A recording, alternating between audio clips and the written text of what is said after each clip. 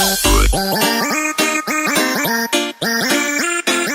guys, welcome back to my channel. So today I have a new storytime video for you guys. This would be my second storytime video. The first one was how I told my parents I was pregnant. So if you guys haven't checked that out, I will link it down below so you guys can go and check it out. So anyways, this storytime is a little bit, I guess, different, more exciting. I don't know, it depends on how you take it. This actually happened like a little bit over a week ago. So little disclaimer before I start this video is, yes, I am 23 years old. Yes, I am a mother of a beautiful 3-year-old little boy. So yeah, and I am an adult. But that day I was not an adult. I was not a 23-year-old girl. I was a 16-year-old girl, okay?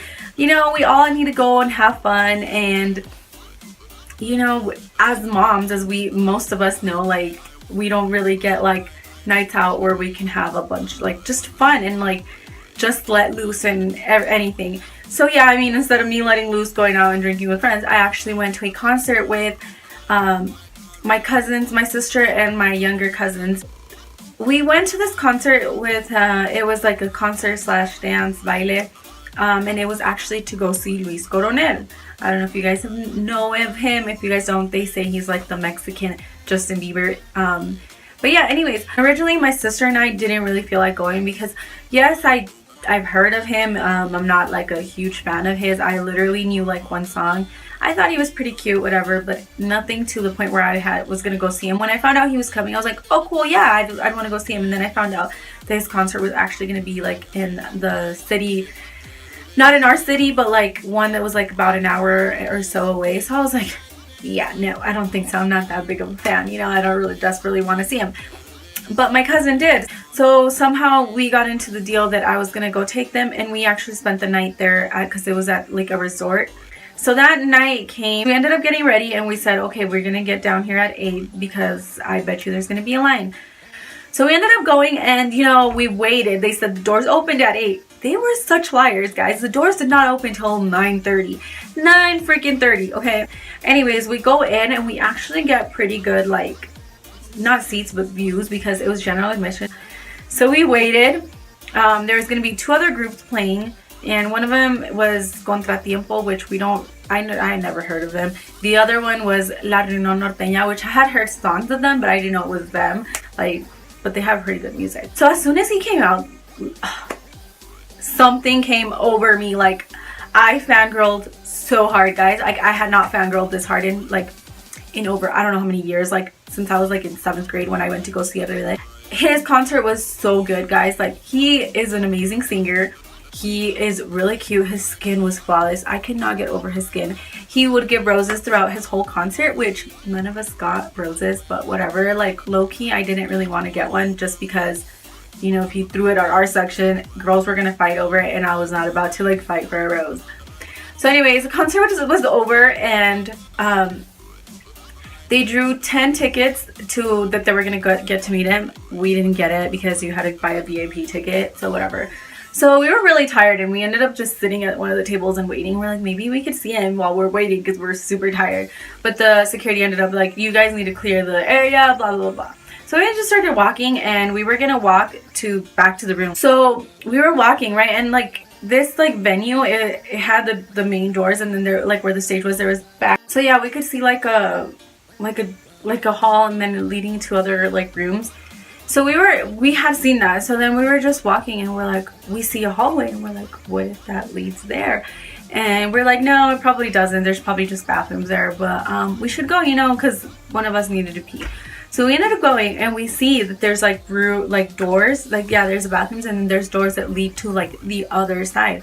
And we were trying to peek, and as soon as we try to peek, an employee comes out, like an employee of the hotel, and all the girls like start freaking out because he's like, can I help you ladies? And I just casually, I was like, yeah, actually you can. Can you tell us where Luis Coronel is? Can you take us to him? And he's like, I'm sorry ladies, I can't. I'm sorry, I'm not part of his management. I just can't. And I was like, come on, please. I was like, we're giving you guys business. We're staying here, please. I was like, come on, don't be like that. He's like, fine. He was like, I can tell you guys where he's at, but you guys just have to get past the security. That's all on you. And then we're like, okay, cool, we can do that. He's like, take a right, take another right, and then another right, and then it's in room Bancaria, or can't remember the name, Bancaria B. And we're like, okay, let's go. And I kind of thought he was joking because it was like right and then right and then right. And so then, but we ended up going and we make a right, we take another right, we take blah, blah, blah. And then I was like, at the end, it was like Bancaria room B. And at the outside it said like green room, dressing room, whatever. We're like, oh my God, we made it. We start looking around because yeah, there's people like walking. And then there was like someone coming, but there's water fountains. And we were just like, oh, pretend we were going to get like water. So we start sneaking in there and we get in there really slowly and we see that it's his dressing room because it says it. And we get there, we start sneaking in because yeah, we see like guys coming, so then we like just like kind of like yeah, just pretend we're not gonna get in there. And as soon as they leave, we like sneak in there and we get there super excited. We're like, yes, we're gonna see him. And even though we got into his dressing room, we did sneak in there, he had left already. He had just left. So we missed him by like probably this much. So we're walking around and we see like the tickets that he had drew from like the raffle or whatever. And we see a back door and it's an exit. And so I like start running towards it. I was like, he's probably going through there. And so I kind of open it and it's not like a complete exit. Like it leads to like the back rooms of like probably like offices and stuff that like for employees that you can't like go through. So I was gonna start going in there, but none of my cousins were gonna start following me. So I was just kind of like, Luis, if you're still there, like we love you, blah, blah, blah, blah, and saying anything. So we start like walking out, but then we see like security coming and we didn't want to get in trouble still. So we're like, come on, I was like, one of my cousins were like, let's go see through the exit, see what happens. So I open the door and this like lady's just there like staring at me and I'm like, oh crap. She's like, can I help you guys? And I was like, yeah, we were actually looking for Luis Coronel to see if it worked again. She was like, I don't know who that is. I think they're not, no one's back here, it's only employees. So we're like, fine. So then we ended up like going. So then we like, after we took like the Snapchats, we left. And then as soon as we were leaving, two girls were coming this way and they're like, did you guys know where his dressing room is? We're trying to find him. And I was like, yeah, his dressing room's area, but he left. And I was like, there is an exit, but like we don't like that he probably took most likely. But I was like, we try to get in there. And they're like, oh really? She was like, let's go try again. So there we go again. So it was them two, and then they had two little kids that I don't know like where they came from, but they had a little boy and a little girl. And these girls were like younger than me. They were like 19, 18, around there, 17. So we ended up going and I was like, okay, you guys have to go first. I was like, just in case the ladies are still there, because she already knows my face. So she's like, okay. So we start sneaking in there, and then she's like, there's two ways. It's like a hallway and you don't know which way to go.